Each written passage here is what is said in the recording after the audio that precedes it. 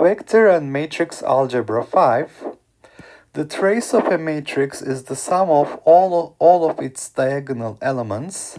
Using the subscript summation notation to represent the elements of the matrices T and M, Part A, find an expression for the trace of the matrix T, and Part B, show that the trace of the matrix formed by the product T times M is equal to the trace of the matrix formed by M times T. Okay, so let's start with writing the trace of this matrix T explicitly. This is the sum of its diagonal elements, so it is T11 plus T22 plus T33, third row, third column, etc. Okay, now how do I represent this using subscript summation notation?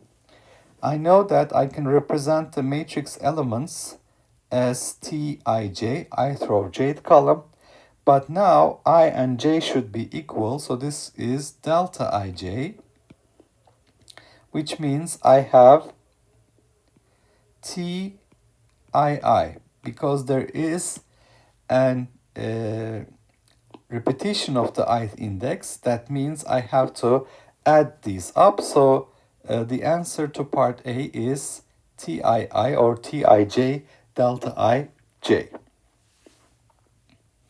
Okay, now let's show that the trace of the matrix product T times M is equal to the trace of the matrix product M times T using subscript summation notation.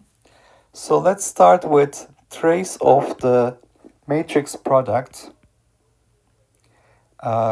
T matrix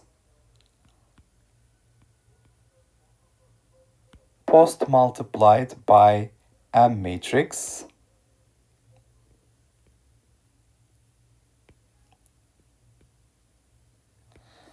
And we go to the subscript summation notation representation of this. We can write the matrix elements Tij, and this is multiplied with M, and remember that the column index and row index must match, so mjk. And now this is going to give me another matrix. So if I call this matrix, the matrix product T times M with the indices that I have introduced. Let's call this matrix L matrix. And now you can see that ith row, kth column element of the L matrix is Tij mjk. So j is the contracted index, so we get lik. All right, so that means when we are taking the trace of this matrix product, we have to have delta ik. So this is going to give us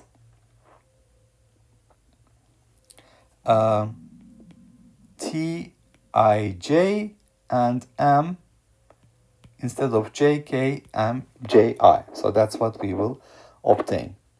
So we conclude that Tij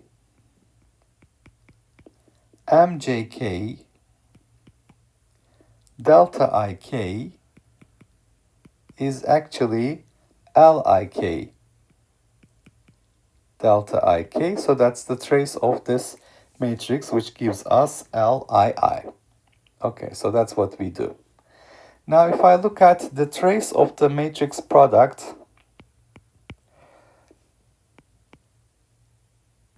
T matrix pre-multiplied with M matrix,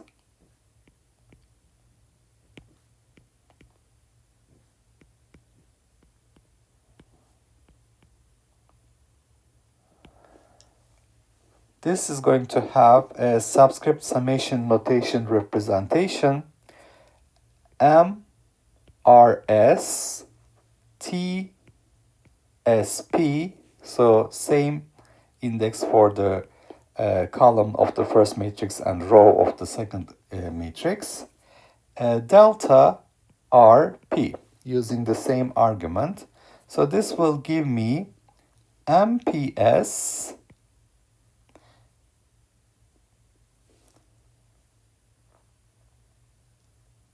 because R has been renamed as P, MPS TSP or TSP MPS. We can change the positions. Okay, so one of them gives me TIJ MJI, the other one gives me TSP MPS. So what I'm going to do is I'm going to rename S as I and P as J. So this is renamed. And therefore, I will find that trace of the matrix product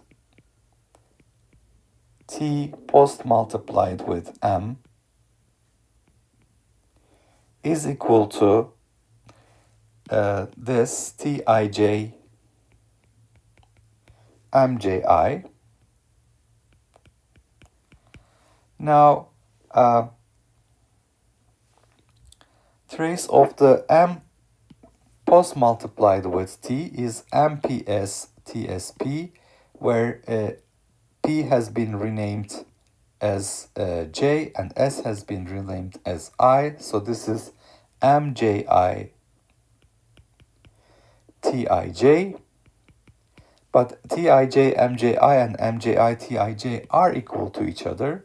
So you can change the order in the multiplication. That doesn't matter for these matrix elements. Now this is equal to trace of M matrix product post multiplied with T. Therefore, we have indeed shown that the trace of the matrix multiplication doesn't depend on the order in which we do the multiplication of the matrices. So first of all, we have shown that the trace of a matrix, which is the sum of its diagonal elements, can be written as the matrix element Tij multiplied with delta Ij, which is saying I and J are equal. So this is Tii, because we have a repeated index here. This means it's T11 plus T22 plus T33. And then we have applied it to the matrix product. The matrix product is basically given by the matrix elements of T matrix, Tij, multiplied by matrix elements of the M matrix, Mjk, so that we have the same column index and row index in the second matrix. And because we have the trace here, this is going to be another matrix L, Lik, and the trace basically tells us that I and K should be equal, so this is Lik delta Ik, which means we can have this represented as Tij Mji because K is equal to I.